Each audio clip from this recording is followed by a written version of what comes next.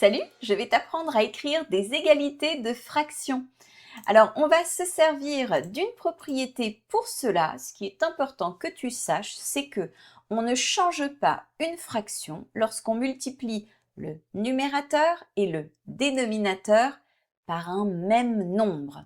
Alors, concrètement, par exemple, ici, tu vois, j'ai pris les 3/4 de mon disque. Lorsque je multiplie par 2 en haut et en bas, 3 fois 2 ça fait 6, 4 fois 2 ça fait 8, j'obtiens la fraction 6 huitièmes et tu vois que prendre 6 parts sur les 8 revient bien à prendre 3 parts sur les 4. On a ici deux fractions égales.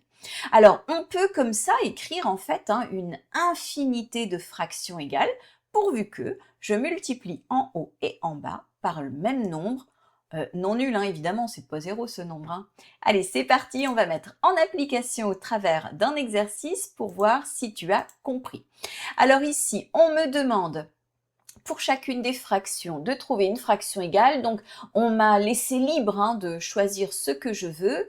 Donc, je commence ici par écrire mon trait de fraction. Je suis toujours entre les deux petits traits du signe égal, d'accord? Tu commences toujours par écrire ce trait-là. Je vais réécrire ma fraction 4/3 et je vais montrer par quoi je vais multiplier en haut et en bas. Tiens, je vais commencer allez, par 2. Voilà, je décide de multiplier par 2 en haut et en bas.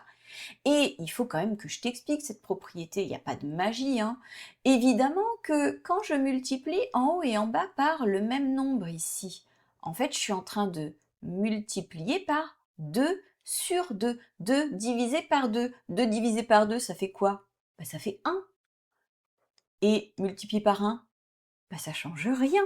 Donc, c'est pour ça que si tu multiplies en haut et en bas par le même nombre, tu ne changes pas ta fraction. Donc ici, je vais obtenir au numérateur 4 fois 2, 8, et au dénominateur 3 fois 2, 6. On passe au suivant. Pareil, j'écris mon trait, je réécris 5 demi.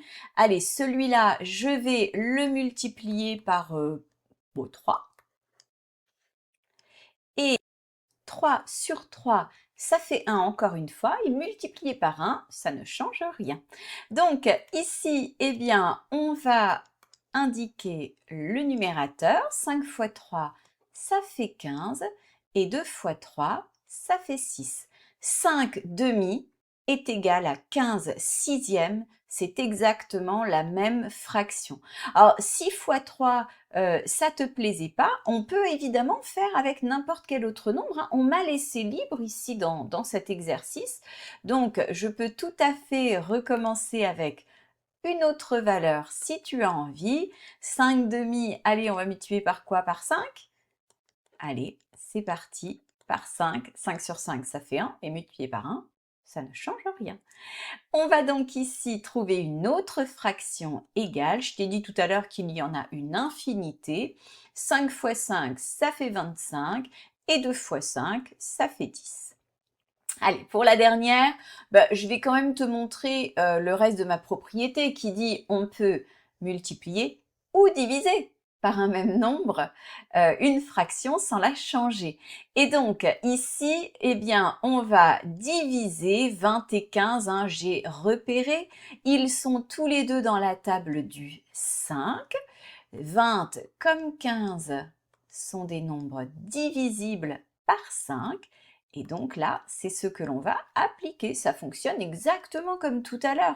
5 sur 5, ça fait 1, et divisé par 1, ça change rien. Toujours pareil. Et donc, oh là là, il est moche mon trait, te moque pas. 20 divisé par 5, autrement dit, 5 multiplié par quel nombre fait 20? Eh bien, c'est 4.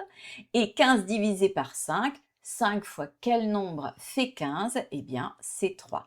20 sur 15, c'est exactement la même fraction que 4 tiers. Et on a terminé. Moi, je te dis à plus pour d'autres astuces.